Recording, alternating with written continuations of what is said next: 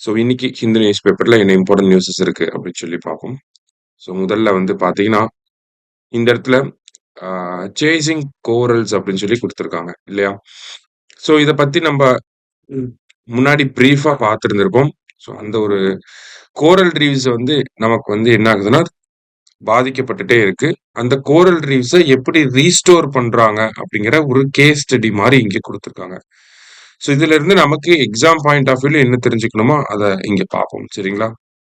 So இது வந்து நமக்கு இந்த கல்ஃப் ஆஃப் மன்னார் ரீஜன். ஓகேவா? ஸோ இந்த கல்ஃப் ஆஃப் மன்னார் ரீஜன சுத்தி பார்த்தீங்க அப்படின்னா, நமக்கு நெறைய இந்த மாரி சின்ன சின்ன தீவுகள குடுத்துருக்காங்க. எக்ஸாம்பிள்க்கு வந்து வான் ஐலேண்ட், கோஸ்வாரி ஐலேண்ட், விலாங்குட் விலங்குச்சாலி ஐலேண்ட், கரியாச்செல்லி இந்த மாதிரி நெறைய ஐலேண்ட்ஸ் வந்து இருக்கு. ஓகேவா? அரவுண்ட் பார்த்தீங்கன்னா, இந்த கல்ஃப் ஆஃப் மன்னார் ரீஜன சுத்தி 21 ஐலேண்ட் வந்து இருக்கு. ஓகேவா? இந்த கல்ஃப் ஆஃப் மன்னாரோட எல்லை பகுதிகளுக்குள்ள வர்றது. ஸோ இதுல கோரல் ரீவ்ஸ் அப்படிங்கிறது நமக்கு கொஞ்சம் கொஞ்சமா இந்த ரீஜன்ல இருக்கக்கூடிய கோரல் ரீவ்ஸ் அப்படிங்கிறது பாதிக்கப்பட்டுட்டே வர ஆரம்பிச்சது. அதுக்கு வந்து கடல் மட்டம் உயர்வது, அதே மாதிரி பார்த்தீங்கன்னா, நமக்கு வந்து ஓசன் டெம்பரேச்சர் வந்து அதிகமாகுது. அந்த கடல் நீரோட வெப்பம் அதிகமாகிறது. கோரல் மைனிங் அப்படிங்கிறது அதிகமாகுது. கோரல் மைனிங் அப்படின்னா ஹியூமன் ஆக்டிவிட்டீஸ்னால நம்ப இந்த கோரல் ரீவ்ஸ் மைன் பண்ணி எடுத்துரும். அதுல இருக்கக்கூடிய எக்ஸாம்பிளுக்கு கால்சியம் இந்த மாதிரியான விஷயங்கள நமக்கு தேவையான பர்ப்பஸஸ்க்காக பயன்படுத்த ஆரம்பிச்சோம். கோரல் மைனிங். அடுத்ததா கோரல் ப்ளீச்சிங் அப்படின்னு சொல்லி சொல்லுவாங்க. கோரல் ப்ளீச்சிங். கோரல் ப்ளீச்சிங்னா என்னன்னா, நமக்கு கிளைமேட் சேஞ்ச்னால நமக்கு கோரல் ரீஃப்ஸ்லாம் வந்து இப்ப எக்ஸாம்பிள்க்கு வந்து இந்த மாதிரி இருக்கக்கூடிய இந்த கலர்ல இருக்கக்கூடிய ஒரு கோரல் ரீஃப் கிளைமேட் சேஞ்ச்னாலயும், ஓசனோட டெம்பரேச்சர் அதிகமாகறனாலயும், ஓசன் அசிடிஃபிகேஷன் ஆகுறனாலயும் என்ன ஆகுதுன்னா, அதனுடைய கலர் அப்படியே ஒயிட் கலர்ல மாறிரும்.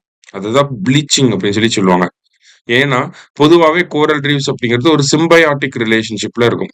Symbiotic relationship with zooxanthellae. ஓகேவா? அதாவது இந்த ஜூஸான்தலே தங்கறதுக்கான இடத்த கோரல் ரீவ்ஸ் வந்து குடுக்கும்.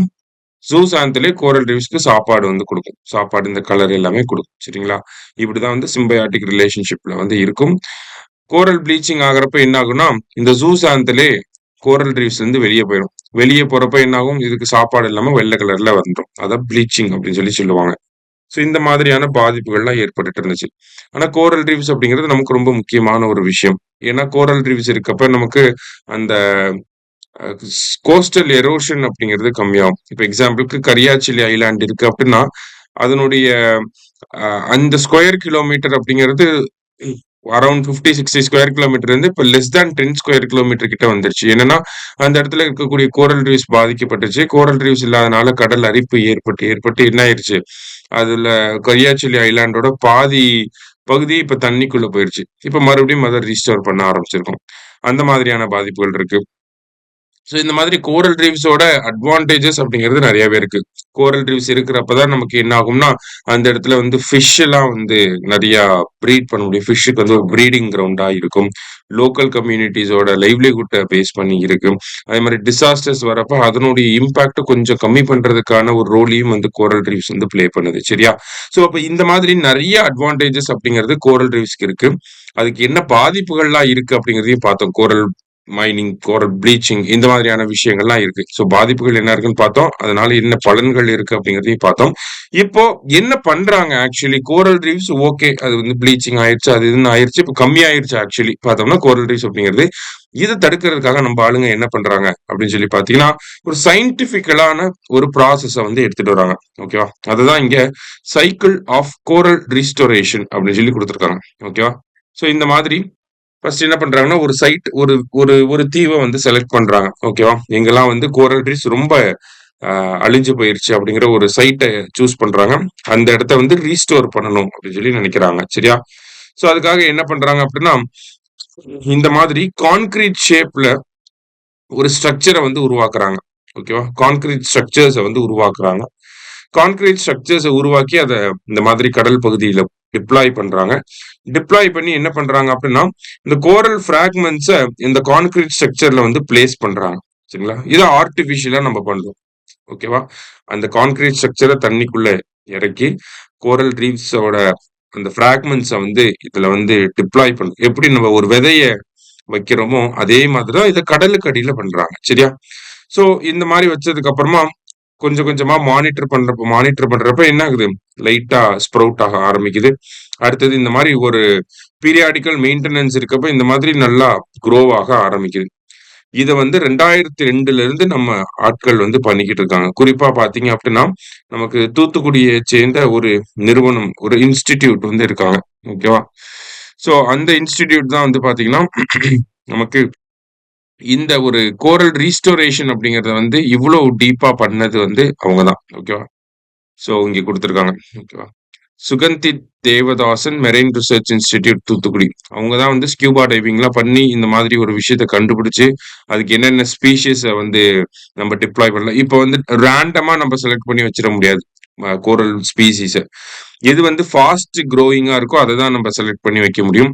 எதுக்கு வந்து கம்மியான ஆர்டிஃபிஷியலா பிளான் பண்றப்ப எது வந்து நல்லா வளருமோ அதை தான் நம்ம இந்த இடத்துல பிளேஸ் பண்ண முடியும். ஸோ அந்த மாதிரியான ஸ்டடீஸ் எல்லாம் பண்ணி நமக்கு இந்த மாதிரி கோரல் ரீஸ்டோரேஷன் அப்படிங்கறத வந்து பண்ணிக்கிட்டு இருக்காங்க. சரியா? சோ இதனுடைய சக்சஸ் ரேட்டையும் பாக்குறாங்க. ரீஸ்டோர் பண்ண சைட்ல வந்து மீனோட வளர்ச்சி எப்படி இருக்கு, அந்த ரீஸ்டோர் பண்ண சைட்ல நம்ம கான்கிரீட் தான் வந்து வச்சிருக்கோம். அது வந்து இயற்கையில இப்ப அதிகமா கடல் சீற்றம் இருக்கக்கூடிய டைம்ல அந்த கான்கிரீட் ஸ்ட்ரக்சர்ஸ்லாம் அந்த இடத்துலயே வந்து ஃபிக்ஸ்டா இருக்கா, இந்த மாதிரி நிறைய ஸ்டடீஸும் பண்ணி இதை வந்து சக்சஸ்ஃபுல்லா பண்ணிக்கிட்டு இருக்காங்க. சோ இதே மாதிரியான ஒரு விஷயத்த கரியாச்செல்லி ஐலாண்ட்ல பண்ணணும் அப்படின்னு சொல்லி தமிழக அரசாங்கம் சமீபத்துல அந்த திட்டத்தை வந்து தொடங்கி இருந்தாங்க. ஓகேவா? சோ அதுதான் நம்ம தனியா இன்னொரு ஆர்டிகல்ல ஒரு ஃபியூ மந்த்ஸ் பேக் நம்ம பார்த்திருப்போம். அதை அந்த கரியாச்செல்லி ஐலாண்ட்ல பண்ணக்கூடிய ப்ராஜெக்ட் வந்து ஆக்சுவலி பாத்தீங்கன்னா டிஎன் ஷோர் அப்படிங்கிற திட்டத்துக்கு கீழே பண்றாங்க. ஓகேவா? டிஎன் ஷோர் அப்படிங்கிற திட்டம்.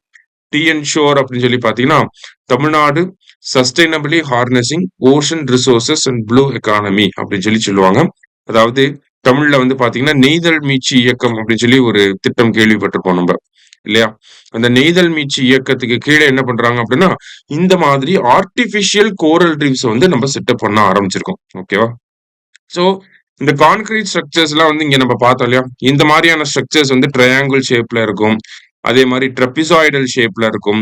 அதுல வந்து சின்ன சின்ன ஓட்டையா இருக்கும். ஓகேங்களா? அந்த ஓட்டையில இருந்து தான் கோரல் ரீவ்ஸ் வந்து அப்படி இந்த மாதிரி வெளியே வரும் ஆக்சுவலி. சரியா?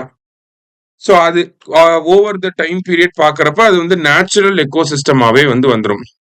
அது வந்து என்னன்னா ஒரு லாங் ப்ராசஸ். இது 20 வருஷம் 30 வருஷத்துக்கு அப்புறம் தான் அது வந்து அப்படி நேச்சுரல் எக்கோசிஸ்டமா மாறும். ஆனா கன்சர்வேஷன் எஃபர்ட்டை நம்ம இப்பயே எடுத்தாகணும் அப்படிங்கிற ஒரு நீட் இருக்கு. அதனாலதான் நெய்தல் மீட்சி இயக்கத்துக்கு கீழே தமிழக அரசாங்கம் இதை பண்றாங்க.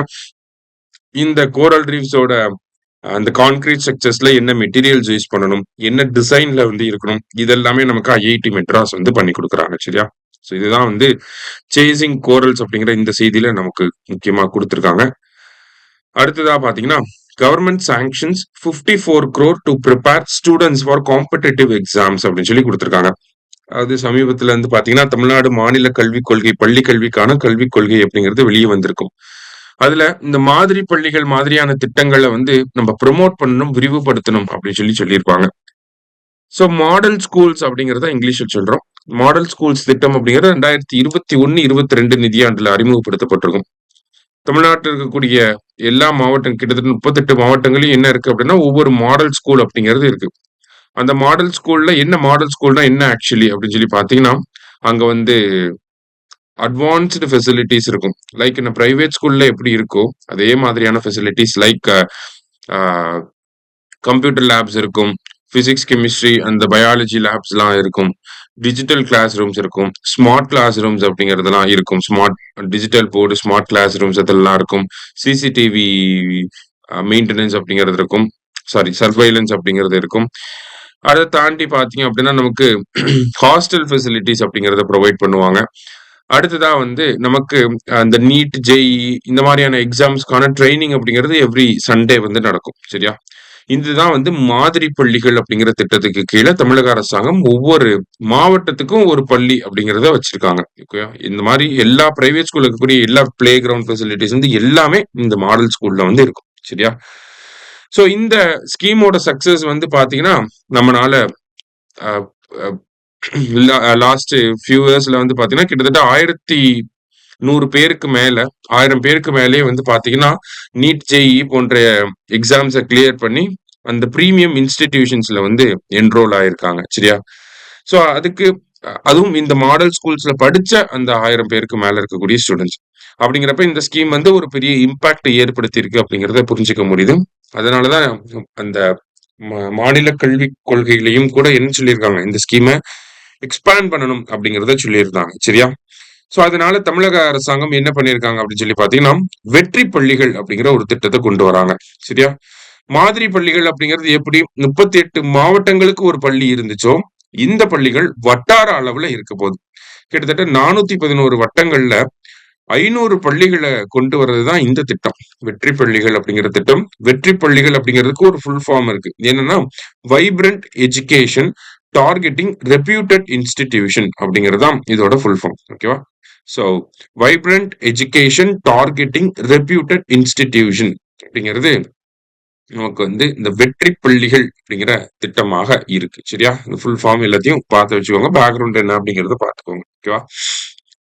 அடுத்ததா வந்து பாத்தீங்கன்னா, நமக்கு சமீபத்துல அமெரிக்கன்ஸ் வந்து இந்தியா மேல 25% டாரிஃப் அப்படிங்கறத போட்டிருந்தாங்க.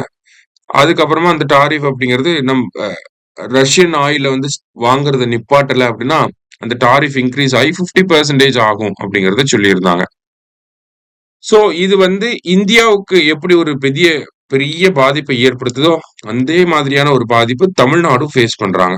ஓகேவா? சோ இத பத்தி தினமணி பேப்பர் பாக்குறப்பே பார்த்துட்டோம். எப்படி தமிழ்நாட்டில் இருக்கக்கூடிய ஜவுளித்துறை, அது மட்டும் இல்லாம இந்த ஆட்டோமொபைல் செக்டார் இவங்கெல்லாம் எப்படி பாதிக்கப்பட போறாங்க அப்படிங்கறத நம்ம பார்த்திருந்தோம். சோ சமீபத்துல நம்ம முதலமைச்சரும் என்ன பண்ணியிருந்தார் அப்படின்னா, நம்மளுடைய பிரதமருக்கு வந்து ஒரு கடிதம் எழுதி இருக்கிறார். அந்த கடிதத்துல என்ன சொல்லியிருக்காரு அப்படின்னா, இந்தியாவோட டோட்டல் எக்ஸ்போர்ட்ல 20% வந்து அமெரிக்காவுக்கு போகுது. ஆனா தமிழ்நாடோட டோட்டல் எக்ஸ்போர்ட்ல 31% வந்து அமெரிக்காவுக்கு தான் நாங்க அனுப்புறோம் அப்படிங்கறத சொல்லியிருக்காரு. சோ ஓவரால் இந்தியா வந்து பாத்தீங்கன்னா 20% எக்ஸ்போர்ட் வந்து அமெரிக்காவுக்கு போகுது. ஆனா தமிழ்நாடுன்னு பாக்குறப்ப தமிழ்நாடு 31% ஒரு எக்ஸ்போர்ட் வந்து எங்கதான் போகுது, அமெரிக்காவுக்கு தான் போகுது. அதுல மேஜர் ஷேர் அப்படிங்கிறது டெக்ஸ்டைல்ஸ். ஓகே, இந்த ஈரோடு, திருப்பூர், கரூர் ரீஜன்ல எல்லாம் பாத்தீங்கன்னா அங்க இருக்கக்கூடிய டெக்ஸ்ட்ல இருந்து அமெரிக்காவுக்கு அனுப்பிட்டு இருப்பாங்க. ஓகேவா? சோ அந்த மாதிரி இருக்கும். ஓகேவா? டெக்ஸ்டைல்ஸ் வந்து ரொம்ப பாதிக்கப்படக்கூடிய ஒரு செக்டாரா இருக்கு. அதை தாண்டி apparels, machinery, auto components, gems and jewellery, leather, footwear, marine products and chemicals, இந்த மாதிரி இந்த துறைகள் எல்லாமே தமிழகத்துல இருந்து அமெரிக்காவுக்கு அனுப்பக்கூடிய எக்ஸ்போர்ட் ஓரியன்ட் துறைகளாக இருக்கு. அதே மாதிரி இந்த துறைகள் எல்லாமே பாத்தீங்கன்னா லேபர் இன்டென்சிவ் துறைகளாக இருக்கு. லேபர் இன்டென்சிவ் அப்படின்னா என்னன்னா, அதிகமான வேலையாட்களை பணியமர்த்தக்கூடிய தொழில்கள் இது எல்லாமே. இப்ப டெக்ஸ்னா ஒரு டெக்ஸ்லயே 200 பேர் 300 பேர் வேலை பார்ப்பாங்க.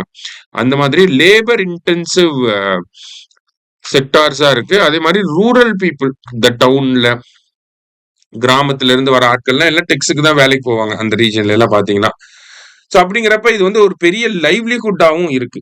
இப்ப அமெரிக்கா என்ன பண்ணிட்டாங்க, 25% இருந்து 50% அவங்களோட டாரிஃப் வந்து இன்க்ரீஸ் பண்ணிட்டாங்க.